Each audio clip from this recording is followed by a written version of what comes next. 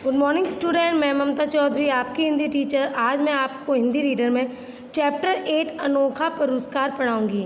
बच्चों, इस पाठ में बताया गया है कि जो लोग अपना कार्य पूरी निष्ठा और लगन से करते हैं उन्हें हर जगह सम्मान मिलता है। इस नाटक में भी राजा एक साधारण मनुष्य की भांति व्यवहार करता है।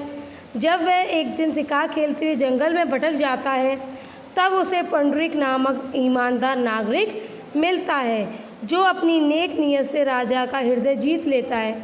चलो बच्चों, इसको पढ़ते हैं और ये बहुत इंटरेस्टिंग चैप्टर है, इसको बड़े ध्यान से पढ़ना। पहले हम इसको देख लेते हैं इसमें कौन कौन है इस पूरे नाटक के अंदर। जो नाटक होते हैं उसमें पात्र होते हैं, तो वो जो पात्र मतलब जिनने वो नाटक निभाया है। तो इस नाटक में कौन कौन है? राजा, वन रक्षक जो वन की रक्षा करते हैं, और एक सरदार। स्थान जहाँ पे ये पूरा नाटक हुआ है वो है जंगल का रास्ता। समय शाम का समय है। अब आप उस चीज़ को अपने दिमाग में रखिए और सुनिए, ऐसा लगेगा आप वहीं पर हैं। राजा जंगल से निकलकर एक रास्ते के किनारे खड़ा है। राजा जंगल से बाहर निकल के एक रास्ते के ऊपर पास खड़ा है और वहाँ क्या होता है सुनिए। राजा यकायक पहुंचकर, यह तो किसी के घर का रास्ता है, एकदम से पहुंचकर, ये तो किसी के घर का रास्ता है, यह सबके लिए खुला नहीं हो सकता। चुपचाप होठों पर उंगली रखकर, मैं राजा हूँ, आश्चर्य है, अंधेरा मेरी कुछ भी परवाह नहीं करता, वह बढ़ता ही आ रहा है। मामूली आदमी की तरह मैं भी भूल भटक सकता हूँ। पूरब पश्चिम उत्तर दक्षिण दिशाएं भी जो मेरा आतंक मानती थी, इस समय सब चुप हैं। दरबार में बढ़ बढ़कर बातें करने वाली मेरी बुद्धि इस समय नहीं बता सकती कि मैं किधर जाऊं। राजा जो है वो रास्ता भटक जाता है और वो कहता है कि ये तो किसी के घर का रास्ता है, यह सबके लिए तो नहीं खुला हो सकता। अपने आप चुपचाप मन में ये सारी बातें कह रहा था। राजा आश्चर्य में था कि अंधेरे में राजा हूँ फिर भी अंधेरे को मेरी परवाह नहीं है। वो मेरी कोई परवाह नहीं करता और बढ़ता ही जा रहा है, अंधेरा होता ही जा रहा है। ये नहीं है कि वो ठहर जाए कि राजा यहाँ खड़े हैं तो मैं ठहर जाऊँ। जैसे मामूली आदमी होते हैं उनकी तरह मुझे महसूस हो रहा है कि मेरे साथ जो कुछ हो रहा है वो मामूली जन की तरह हो रहा है। पश्चिम पूर्व उत्तर दक्षिण दिशाएं जो मेरा आतंक मानती थी, इस समय सब चुप हैं। कोई नहीं बता रही कि मैं उत्तर दिशाओं की, पश्चिम दिशाओं की, दक्षिण दिशाओं की राजा को किस रास्ते पर जाना चाहिए। उसकी जो बुद्धि, जितना वो बुद्धिमान अपने आप को समझता था, वो भी उसकी बुद्धि उस समय कुछ काम नहीं कर रही थी, क्योंकि उसे कुछ समझ में नहीं आ रहा था कि उसे किस जगह जाना चाहिए। और ये बढ़िया बढ़िया चमकीले कपड़े मुझे बहुत भारी लग रहे हैं। आज मेरा सारा अभिमान मुझे झूठ जान पड़ रहा है, हंसता है। अच्छा हुआ मुझे पता तो चल गया कि मैं वास्तव में राजा ही नहीं मनुष्य भी हूँ। राजा थक जाता है और थकने के बाद वो इतना परेशान हो जाता है कि वो अपने आप से ही बातें करते हुए कहता है कि आज मुझे इतना गंदा महसूस हो रहा है, मुझे आज पता चला है, आज मुझे असलियत पता चली है कि मैं राजा नहीं एक मनुष्य की भांति हूँ। जो मुझसे आतंक मानते थे सब लोग, दिशाएं मुझसे आतंक मानती थी, वो भी मुझसे नहीं बातें मेरी बात मान रही हैं। सूरज भी मेरी बात नहीं मान रहा, कोई मेरी बात नहीं मान रहा है और बढ़ते ही जा रहे हैं। आज उसको पता चल रहा है कि वो एक इंसान है। किसी की आहट सुनता है, कोई आ रहा है, मुझे क्या करना चाहिए? क्या कुछ राजापन दिखाऊं? नहीं, फेंको इस राजापन के ढोंग को, मनुष्य होने का लाभ लो। राजा कहता है, तभी उसको एक किसी के आने की आवाज़ सुनाई देती है, तो उसको राजा कहता है कि क्या कोई आ रहा है, चलो मैं उसको राजा बन के उससे रास्ता पूछूं। या अपना राजपन मतलब होता है राजा होने का भाव। मैं अपना राजा होने का जो मेरे अंदर घमंड है उसको दिखाऊं कि मैं राजा हूँ, मुझसे और मनुष्य की भांति बात करो। फिर तभी राजा को लगता है कि नहीं, ये सब गलत है, मुझे राजा की तरह नहीं एक मनुष्य की भांति जो भी आ रहा है उससे बात करनी चाहिए। ये राजापन का जो ढोंग है उसको छोड़ के मुझे मनुष्य की भांति मदद लेनी चाहिए। ये देखिए राजा जंगल में अकेला खड़ा है रास्ते पे और सोच विचार कर रहा है और रास्ता भटक गया है। चमकीले कपड़े पहने हुए है, उसको ये कपड़े पहन के बहुत गुस्सा आ रही है क्योंकि उसको बहुत गर्मी लग रही है और ये बहुत भारी भारी कपड़े उसको सहन नहीं हो रहे हैं। वन रक्षक का प्रवेश। वन रक्षक, आज मैं बदमाश को पकड़ पाया। तुम कौन हो? राजा, मैं बदमाश नहीं हूँ, तुमको विश्वास दिलाता हूँ। वन रक्षक, अच्छी बात है। किसने बंदूक चलाई? राजा, मैंने नहीं चलाई। वन रक्षक तिरस्कार के स्वर में, तुम झूठ बोलते हो। राजा, मन में झूठ बोलता हूँ? कैसे दुख की बात है कि मैं राजा होकर एक अपराधी की तरह सुन रहा हूँ। प्रकट में, तुम मेरे बात का विश्वास करो भाई, मैंने बंदूक नहीं चलाई। जो जंगल का रक्षा करने वाला होता है वो आता है और वो कहता है कि आज मैंने बदमाश को पकड़ लिया, तुम बताओ तुम कौन हो? राजा से कहता है। राजा कहता है नहीं, मैं बदमाश नहीं हूँ, मेरा विश्वास करो। तो वो कहता है बंदूक किसने चलाई? बोला वो कहता है राजा कि नहीं, मैंने बंदूक नहीं चलाई। और अपने मन में सोचता है कि राजा होने के बाद भी मुझे कैसे बदमाश की तरह, अपराधियों की तरह यहाँ सिर झुका के खड़ा रहना पड़ रहा है। वन रक्षक, अच्छा इधर आओ। तुमने राजा के एक हिरन को गोली मारी? क्या नहीं मारी? नहीं, सचमुच नहीं, मैं खुद राजा का बहुत सम्मान करता हूँ। मैंने भी गोली की आवाज़ सुनी है और मुझे वह है कि कुछ चोर या डाकू जंगल में छिपे हुए हैं। वन रक्षक, मुझे यकीन नहीं। खैर, तुम कौन हो और तुम्हारा नाम क्या है? राजा गंभीर होकर, मेरा नाम? हाँ। वन रक्षक, हाँ, तुम्हारा नाम? तुम्हारा कोई नाम नहीं? नाम तो होगा ही, क्या नहीं है? तुम कहाँ रहते हो, क्या करते हो? जो वन रक्षक था वो राजा से पूछता है कि तुमने क्या गोली चलाई थी? जो राजा का हिरण है, तुमने उस पर गोली चलाई है? तो राजा कहता है डर के मारे कि नहीं, मैंने कोई गोली नहीं चलाई है, बल्कि मैंने भी कुछ सुना कि किसी ने गोली चलाई है। मुझे ऐसा लग रहा है कि कोई चोर डाकू इस जंगल में छुपे हुए हैं, मुझे बहुत डर लग रहा है। फिर वो कहता है कि अच्छा, तुम्हारा क्या नाम है? तुम कौन हो? कहाँ से आए हो? कहाँ रहते हो? तो राजा इन बातों को अपने मन में सोचता कहता है मेरा नाम क्या है? वो सोचता है तो वो कहता है क्या तुम्हारा कोई नाम नहीं है? वन रक्षक उससे कहता है क्या तुम्हारा कोई नाम नहीं है? राजा क्षुब्ध होकर, तुम किस? वन रक्षक, हो सकता है, पर यही प्रश्न है।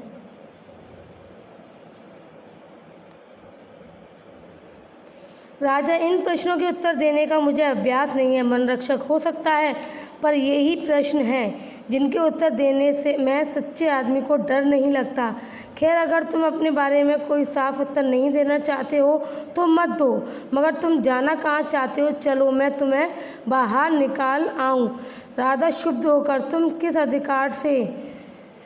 वन रक्षक जोश के साथ, मैं राजा का वन रक्षक पुंडरीक हूँ, इस अधिकार से। राजा गौर से देखकर, पुंडरीक? वन रक्षक अकड़ के साथ, जी हाँ, पुंडरीक, किसी आदमी को जिस पर मुझे शक होता है और जब तक वह अपना परिचय जितना तुमने दिया है उससे अधिक नहीं देता, मैं इस राह से नहीं जाने देता। राजा, अच्छी बात है भाई, मुझे बड़ी खुशी है कि मेरी तरह तुम भी राजा के एक अच्छे अफसर हो, अगर तुम विश्वास करो। तो वो राजा से कहता है कि तुम्हें इन प्रश्नों के उत्तर देने का अभ्यास नहीं है तो हो सकता है तुम्हें ना हो, लेकिन एक जो सच्चा आदमी होता है उसको अपने बारे में ये सारे जो बातें मैंने तुमसे पूछी कि उसका नाम क्या है, वो कहाँ रहता है, क्या काम करता है, ये जवाब देने में उसको कोई डर नहीं होता, क्योंकि वो एक सच्चा आदमी होता है। जो चोर होता है वो ही इनके जवाबों को नहीं दे सकता। फिर वो कहता है चलो ठीक है, मैं तुम्हें बाहर तक निकाल आता हूँ। वो कहता है तुम किस अधिकार से मुझे बाहर निकाल के आओगे? तो वो कहता है मैं राजा का वन रक्षक होने के अधिकार से तुम्हें बाहर निकाल के आऊँगा। तो राजा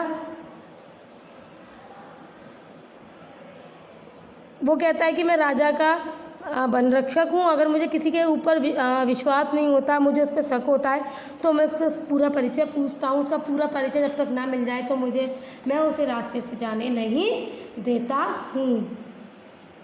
राजा कहता अच्छी बात है, तुम मेरी तरह ही राजा के एक अच्छे अफसर हो।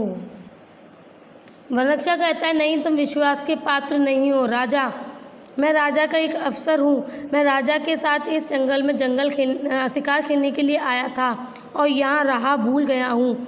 जंगल में मुझे रात हो गई और मैं घर से बहुत दूर पड़ गया हूँ। वनरक्षक, इसमें सच्चाई की कमी है। अगर तुम शिकार को निकले थे तो तुम्हारा घोड़ा कहाँ है?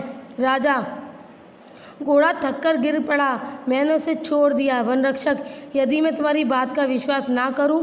राजा, मैं झूठ नहीं बोलता भले आदमी। वनरक्षक, वाह वाह, दरबार में रहते हो और झूठ नहीं बोलते? राजा, खैर तुम जैसा समझो, मगर मैं झूठ नहीं बोल रहा हूँ, यह मैं तुमको विश्वास दिलाता हूँ। कहो तो प्राण खा दूँ कि मैं झूठ नहीं बोल रहा हूँ। जेब में 1 रुपया निकालकर पुंडरीक की ओर बढ़ाकर, यह लो इनाम, और आज रात को मुझे अपनी झोपड़ी में रहने दो। वनरक्षक कहता है, मुझे तुम पर विश्वास नहीं है। अगर तुम राजा के साथ शिकार खेलने आए थे तो तुम्हारा घोड़ा कहाँ पर है? वनरक्षक कहता है, वो घोड़ा थक कर हार गया था तो मैं उसको छोड़कर आगे निकल पड़ा हूँ। वो कहता है, मुझे तुम्हारी बातों पर विश्वास नहीं हो रहा। वो कहता है, अगर तुम्हें विश्वास नहीं तो मैं तुम्हें अपनी जान दिखाकर दिखाऊँ कि मैं प्राण दे के दिखाऊँ, प्रमाण दिखाऊँ कि मैं झूठ नहीं बोल रहा हूँ। वो अपने पास से 1 रुपया निकाल के पुंडरीक को देता है और अब उसकी झोपड़ी में रहने के लिए आश्रय मांगता है। वनरक्षक राजा का मुंह देखता है। राजा, यदि यह कम हो तो सवेरे तुम जो कहोगे वही तुमको दूंगा और खुश कर दूंगा। वनरक्षक जोर से हंसकर, ओहो, अब मैंने माना कि तुम दरबारी हो। आज के लिए एक छोटी सी रिश्वत और कल के लिए एक बड़ा सा वादा, एक ही सांस में दोनों। मगर मेरे दोस्त, पुंडरीक दरबारी नहीं है। राजा क्रोध से, तू एक नीच आदमी है, जवान संभाल कर नहीं बोलता। मैं तेरे बारे में अधिक जानना चाहता हूँ। वनरक्षक लापरवाही से, तू और तेरे सब को इस तरह लापरवाही में मत फेंको। मैं भी उतना ही भला आदमी जितने तुम हो। राजा शांत होकर, क्षमा करो मित्र। वनरक्षक मुस्कुराकर, मैं क्रोध में नहीं हूँ, पर जब तक तुम्हारी सच्चाई पर मेरा संदेह है तब तक मैं तुमसे विशेष प्रेम भाव नहीं दिखला सकता। वनरक्षक ने राजा से कहा, जब तक मुझे सच्चाई नहीं पता चल जाती तब तक मैं तुम्हें विशेष प्रेम भाव नहीं दिखा सकता। राजा, तुम ठीक कहते हो, पर मैं तुम्हें कैसे विश्वास दिला सकता हूँ? तुम ये बात सही कह रहे हो, लेकिन मेरे पास कोई इसका इलाज नहीं है जिससे कि मैं तुम्हें विश्वास दिला सकूँ कि मैं राजा का ही आदमी हूँ। वनरक्षक, ओह, तुम जैसा मुनासिब समझो करो। राजधानी यहाँ से 10 मील 16 किलोमीटर पर तो है। तुम अभी राजधानी जाना चाहो तो मैं तुम्हें रास्ता बताऊंगा, और अगर तुम रात भर इस गरीब के घर में टिकना पसंद करो तो मेरे से आँखों पर रहो, सवेरे मैं तुम्हारे साथ चलूँगा। वनरक्षक ने राजा से कहा, अगर तुम रात में जाना चाहते हो तो यहाँ से राजधानी 10 मील दूर है और मैं तुम्हें रास्ता बता देता हूँ और तुम जा सकते हो। अगर तुम रात भर इस गरीब के मेरे घर में टिकना पसंद करो तो मैं तुम्हें पूरी इज्जत से यहाँ रखूँगा और सवेरे मैं तुम्हारे साथ चलूँगा। राजा, क्या तुम अभी साथ नहीं चल सकते? वनरक्षक, नहीं, चाहे तुम राजा ही क्यों ना हो। राजा, तब तो चलो, मैं तुम्हारे घर में रात काटूँगा।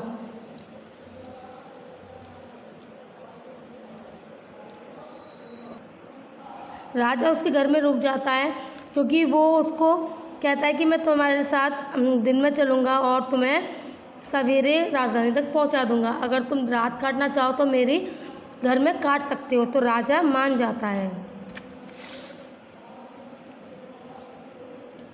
घोड़े पर सवार एक सरदार का प्रवेश। सरदार, महाराज कुशल से तो हो? है महाराज, के लिए हमने सारा जंगल छान लिया। वनरक्षक चकित होकर आंखें फाड़कर, कौन महाराज? तब तो मुझसे बड़ी भूल हुई। घुटने टेक कर, महाराज आपके साथ मैंने जो ठिठाई की उसे क्षमा कीजिए। ठिठाई होता है बच्चों दुशासन, जो मैंने आपके साथ किया उसके लिए मुझे क्षमा कीजिए। देखो ये कैसे वनरक्षक पैरों में गिर गया राजा के, और ये सरदार घोड़ा लेकर राजा को लेने आया है। वनरक्षक, महाराज आप अपने उस सेवक का वध निश्चय ही नहीं करेंगे जिसने ईमानदारी से आपका कर्तव्य पालन किया है। राजा, नहीं मेरे सच्चे और बहादुर मित्र, मैं तुम्हें क्षमा नहीं कर सकता। मैं तुम्हारे जैसे नेक और सच्चे आदमियों के सम्मान का ऋणी हूँ। उठो राज रत्न पुंडरीक, उठो, अपनी पदवी का प्रमाण और मेरी प्रसन्नता का चिन्ह ये तलवार लो। तुमने हमें जो सुख दिया है उसके लिए 1000 रुपये सालाना का पुरस्कार तुम्हें जीवन भर मिलता रहेगा। जैसे ही वन रक्षक को पता चलता है कि वो राजा है तो वो उस घुटने से गिर जाता है और कहता है कि सेवक राजा जी, आप उस सेवक का वध बिल्कुल नहीं करेंगे जिसने आपको ईमानदारी से आप अपना कर्तव्य पालन किया है। क्योंकि वो वन रक्षक था, उसको वन में किसी भी पे भी अगर संदेह होता था वो उसके साथ उससे ऐसा ही व्यवहार करता था। लेकिन राजा ने उसको सही सही उत्तर नहीं दिए, जिसकी वजह से राजा भी संदेह के घेरे में आ गए। तो उसने वन रक्षक ने राजा पर भी विश्वास नहीं किया, तो उसने अपनी ईमानदारी का पूरा पालन किया था। राजा को उस पर बहुत ही गर्व था। उसने कहा, तुम जैसे नेक और सच्चे आदमी का जो सम्मान का मैं ऋणी हूँ, ऋणी मतलब उधारी हूँ। उठो राज रत्न पुंडरीक, तुम एक रत्न की तरह हो पुंडरीक, और तुम्हें जो मैं अपनी पदवी का प्रमाण और अपनी प्रसन्नता का चिन्ह तलवार लो। तुम जितने भी प्रश्न और सच्चे और बहादुर आदमी हो, उसके लिए मैं तुम्हें एक तलवार देता हूँ। तुमने जो मुझे सुख दिया है उसके लिए मैं तुम्हें 1000 रुपये सालाना जीवन पर्यंत दूंगा। पुंडरीक, महाराज पुरस्कार कैसा? मैंने तो मात्र अपना कर्तव्य निभाया है। राजा तलवार देता है। पुंडरीक घुटने टेक कर उसे दोनों हाथों से लेता है और माथे से छुड़ाता है, फिर खड़े होकर राजा को प्रणाम करता है। राजा पुंडरीक, महाराज, राजा, चलो हमें महल तक पहुँचाओ। आज तुम हमारे मेहमान रहोगे। पुंडरीक प्रसन्न होकर सिर झुकाकर, जो हुक्म महाराज। राजा सरदार के घोड़े पर सवार होता है। उसके आगे पुंडरीक रास्ता दिखाता चलता है और सरदार राजा के पीछे जाता है। तो एंड में राजा उसको कहता है कि ये लो और तुम आज हमारे साथ हमें महल तक छोड़ आओ। आज तुम हमारे मेहमान बनकर रहोगे और हमारे साथ ही रहोगे। पुंडरीक जो है बहुत खुश हो जाता है और सर झुकाकर उसके साथ चला जाता है। राजा घोड़े पर सवार होकर जाता है और आगे आगे पुंडरीक जाता है और पीछे पीछे सरदार जाता है। इस तरीके से ये नाटक ख़त्म होता है। तो बच्चों, आपने देखा जैसे कि जो लोग अपना कार्य पूरी निष्ठा से, लगन से, ईमानदारी से, मेहनत से और बुद्धिमानी से करते हैं, उनका हर जगह सम्मान मिलता है। चाहे वो गरीब हो, चाहे वो नौकर हो, चाहे वो कोई भी हो, उसको अपनी ईमानदारी का, निष्ठा का और लगन का फल ज़रूर ही मिलता है। जैसे इस नाटक में पुंडरीक, वन रक्षक पुंडरीक को राजा से सम्मान मिला।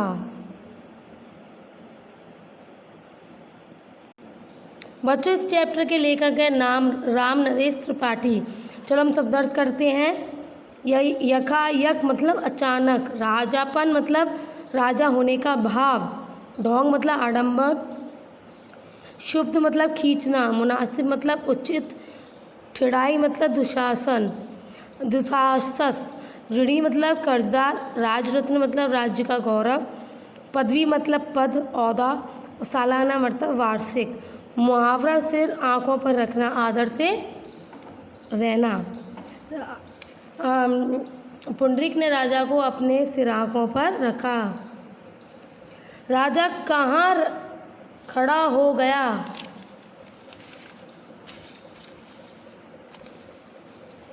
राजा जंगल से निकलकर एक रास्ते के किनारे खड़ा हो गया था। राजा को जंगल में कौन मिला? राजा को जंगल में पुंडरीक मिला। वन रक्षक ने राजा से क्या पूछा? वन रक्षक ने राजा से उसका परिचय पूछा। राजा ने एक रात झोपड़ी में रहने के लिए वन रक्षक को क्या इनाम दिया? राजा ने एक रात झोपड़ी में रहने के लिए वन रक्षक को 1 रुपया इनाम में दिया। राजा को कौन सी बात पर आश्चर्य हो रहा था? राजा को इस बात पर आश्चर्य हो रहा था कि अंधेरा उसकी कुछ भी परवाह किए बिना आगे बढ़ता जा रहा था। लिखित क्वेश्चन, लघु उत्तरीय प्रश्न। राजा पर वन रक्षक ने क्या आरोप लगाया? राजा पर वन रक्षक ने आरोप लगाया कि कि उसने राजा के एक हिरण को गोली मारी है। पुंडरीक कौन है? पुंडरीक राजा का वनरक्षक था। राजा ने पुंडरीक को अशिष्ट व्यवहार करने पर भी दंड क्यों नहीं दिया? राजा पुंडरीक के अशिष्ट व्यवहार पर कुछ भी दंड नहीं दे सका क्योंकि उसके समक्ष एक राजा साधारण नागरिक था। राजा ने अपना परिचय किस प्रकार दिया? राजा ने अपना परिचय एक अफसर के रूप में दिया जो इस जंगल में शिकार खेलने के लिए आया था और यहाँ आकर राह भूल गया था। वनरक्षक को राजा की बात में सच्चाई की कमी क्यों लगी? राजा ने वनरक्षक को बताया कि वह रास्ता भटक गया है, लेकिन वनरक्षक को राजा की बात में सच्चाई की कमी लगी क्योंकि राह भूलने पर उसका घोड़ा उसके साथ नहीं था। दीर्घ उत्तरीय प्रश्न। जंगल में रास्ता भटकने के बाद राजा के मन में कैसे विचार आने लगे? जंगल में रास्ता भटकने के बाद राजा एक साधारण मनुष्य की तरह भटकने लगा। आज उसकी बुद्धि भी चुप थी, जो दरबार में बढ़ चढ़कर बातें करती थी। अपना अभिमान उसे झूठ लग रहा था। उसे अपने मनुष्य होने का एहसास होने लगा था। राजा को किस प्रकार के उत्तर देने का अभ्यास नहीं था? राजा को अपना परिचय अपने आप देने का अभ्यास नहीं था। वह पुंडरीक के समक्ष अपने आप को राजा नहीं बोलना चाह रहा था। उसके द्वारा पूछे गए प्रश्नों के उत्तर राजा का भेद खोल सकते थे। यही सोचकर राजा अपना परिचय देने से सकुचा रहा था। पुंडरीक को राजा की वास्तविकता का पता किस प्रकार चला? पुंडरीक सरदार के आने पर ही जान पाया कि सामने खड़ा व्यक्ति वास्तव में ही राजा है। पुंडरीक सरदार की बातें सुनकर चकित होकर देखने लगा। वह राजा को साधारण मनुष्य समझकर प्रश्न पूछ रहा था। बाद में सरदार द्वारा राजा की वास्तविकता जानकर पुंडरीक ने क्षमा मांगी। बच्चों, ये हो गए आपके क्वेश्चन आंसर्स। अब हम करेंगे बुक एक्सरसाइज। बच्चों, अब बुक एक्सरसाइज बहुविकल्पीय प्रश्न पर आ जाओ। सही उत्तर चुनकर राइट लगाइए। का मैं राजा का वनरक्षक पुंडरीक हूँ, किसने कहा? ये बात किसने कही थी? ये बात वनरक्षक ने कही थी। खा राजा ने पुंडरीक को क्या कहकर संबोधित किया? राजा का सरदार, राजरत्न या वनरक्षक? राजा ने पुंडरीक को राजरत्न कह के संबोधित किया था। गा राजा ने पुंडरीक को क्या पुरस्कार दिया?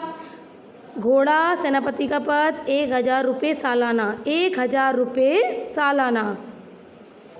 नीचे दिए गए रंगीन शब्दों के सही कारक भेद पर सही का निशान लगाइए। नीचे दिए गए रंगीन शब्दों के सही कारक भेद पर सही का निशान लगाइए। घमंडी का सिर हमेशा नीचा होता है। का बच्चों, ये जो का आता है वो आता है संबंध कारक के साथ। वनों की सुरक्षा के लिए कदम उठाने चाहिए। ये है के लिए जो आता है वो आता है संप्रदान कारक के साथ। वह ही जंगल में सबसे श्रेष्ठ है। में जो कारक आता है वो आता है अधिकरण कारक में। बल से अधिक काम करने का नुकसान ही होता है। बल से, ये से जिसके साथ आता है वो कारक है अपादान कारक। हे ईश्वर दया करना, जब बच्चों ये लग जाता है तो इसको कहते हैं संबोधन कारक। क्वेश्चन नंबर 2, नीचे दिए समूहवाची शब्दों के लिए उचित विकल्प चुनकर राइट लगाइए। भक्तों की बच्चों श्रृंखला तो होती नहीं है, मंडली ही होती है, तो मंडली पे टिक लग जाएगा। लोगों की जोड़ी नहीं, भीड़ होती है लोगों की। भेड़ बकरियों का टुकड़ी नहीं होती, रेवण होती है, रेवड़ होती है। पर्वतों की श्रृंखला होती है, कड़ियाँ नहीं होती। नोटों की गड्डी होती है, ना कि लच्छी। फूलों का टुकड़ी और गुलदस्ता, टुकड़ी नहीं कुछ होता, गुलदस्ता होता है फूलों का। नीचे दिए शब्दों नीचे दिए शब्दों को वाक्य में प्रयोग कीजिए। अधिकार, लड़कियों को समान अधिकार मिला है। परिचय, मुझे अपना परिचय दीजिए। यहाँ हम विराम लगा देंगे। जंगल, जंगल में एक शिकारी आया। जंगल में एक शिकारी आया। सच्चाई, हमें सच्चाई की राह पर चलना चाहिए। रास्ता, राजा महल का रास्ता भूल गया था। नीचे दिए पुनरुक्त शब्दों की सहायता से वाक्य पूरे कीजिए। नेहा लोरी सो गई। इसमें से बच्चों आपको छांटनी है। नेहा लोरी सुनते सुनते सो गई। तुम्हारी कक्षा लगेगी। तुम्हारी सुबह सुबह कक्षा लगेगी। बगीचे में के फूल खिले थे। बगीचे में तरह तरह के फूल खिले थे। शहर में ऊंची ऊंची इमारतें थीं। सीता राम के पीछे पीछे चलने लगी। क्वेश्चन नंबर 5, दिए गए शब्दों के लिए उचित भाववाचक शब्द चुनकर लिखिए। यहाँ पर भाव वाचक संज्ञा चुनकर लिखनी है। अरुण के लिए हम अरुणिमा, मुस्कुराना के लिए मुस्कराना के लिए मुस्कुराहट, बनना के लिए बनावट, बूढ़ा के लिए बुढ़ापा, अहम के लिए अहंकार। नीचे दिए शब्दों को वर्णमाला के क्रम में से लगाइए। बच्चों ये जो वर्ड से रखे हैं इसको हमें डिक्शनरी के हिसाब से, जैसे हिंदी की जो वर्णमाला होती है उसके अकॉर्डिंग लगाना है। पहला यहाँ शब्द अपराधी, क्योंकि इसके साथ छोटा आता है सबसे पहले अपराधी, उसके बाद बड़ा आता है आवाज़, उसके बाद आ में अंक की बिंदी आती है अंधेरा, उसके बाद जा आता है जंगल, फिर आती है झोंपड़ी, फिर आएगा आपका परिचय, पा आता है पा परिचय, फिर आएगा बंदूक, बा आता है, फिर आता है वन रक्षक, फिर आएगा विश्वास, ये वाला वाह और मात्रा लग रही है इसलिए ये इसके बाद आएगा, फिर आएगा शिकार। क्वेश्चन नंबर 7, इनमें से कौन सा शब्द परिवार का नहीं है? दिन, दिन जैसा शब्द, दिन से ही बनने वाला कौन सा शब्द नहीं है?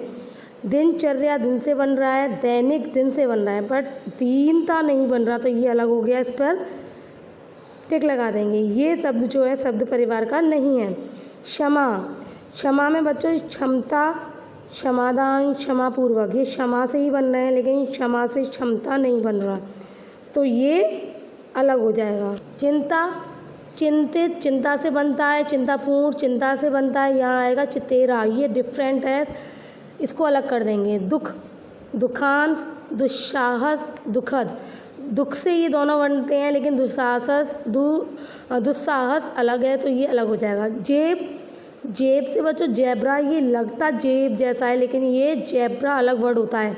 जेब खर्च, जेब घड़ी, ये दोनों एक जैसे हैं, ये अलग है। नीचे दिए शब्दों से विशेषण बनाइए। चमक का बन जाएगा चमकीला, डर का डरावना, भूल का भूला, सुख का सुखी, आगे का अगला, जंगल का जंगली, झूठ का झूठा, क्रोध का क्रोधी, दुख का दुखी, पीछे का पिछला। इन शब्दों के अलग अलग अर्थ लिखिए। बच्चों कुछ वर्ड ऐसे होते हैं जिनके 2 मीनिंग होते हैं, लेकिन वो वर्ड एक जैसा होता है लेकिन अर्थ अलग अलग होते हैं।